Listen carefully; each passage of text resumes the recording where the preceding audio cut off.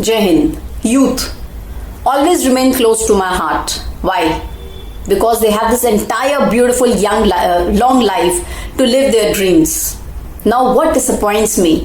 When youth start losing their heart and hopes, even if they lose one small little thing.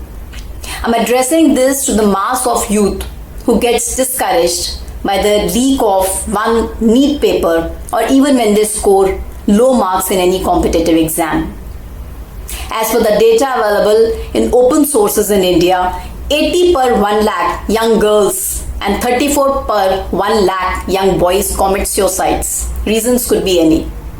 So if either of you feel that life is easy for others, trust me guys, if we all bring our problems on a table, everyone will prefer to take their own only, because everyone is having some or the other problem. And this is a universal fact. Life is full of uncertainties and surprises.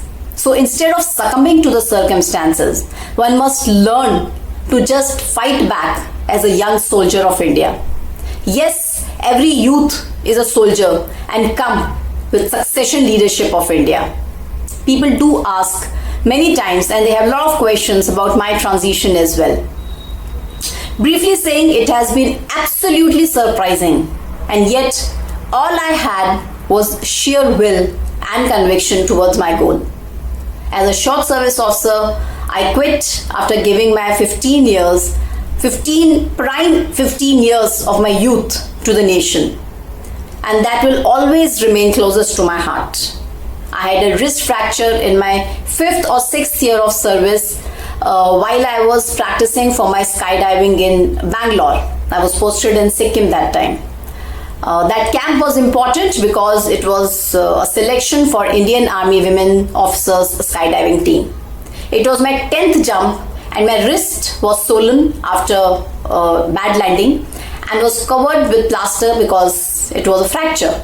But I went back to my unit, waited patiently for recovery, did my strengthening exercises to get my physical strength back, and then shooted to Misamari for my subsequent jumps. I was highly die-hard aspiring officer of Indian Army. But since there was no permanent commission, I knew I had to quit in 14 years, and I jumped into corporate studies in 2013, not waiting for the only resettlement course. I stopped watching any movie and every movie in theatre to study and to understand the nuances of the industry at that later age of my life to be successful in corporate. In 2015, which was my second last posting in Jammu and Kashmir, that gave me a lot of jolts because I saw a lot of troops getting killed. There were a lot of casualties, fatal casualties during firing, and night convoys were strategized as operations were kind of getting strategized for night movements due to extremely heavy stone petting situations. Now that was a very big combat stress. My last posting was Hisar, where I thought I would get a lot of time because it was a peace posting, but it was full of operations, as Hisar is part of Armored Division, which is part of Strike Corps, and Strike Corps are always into exercises in peacetime locations to be operationally ready. I will not dwell much into it.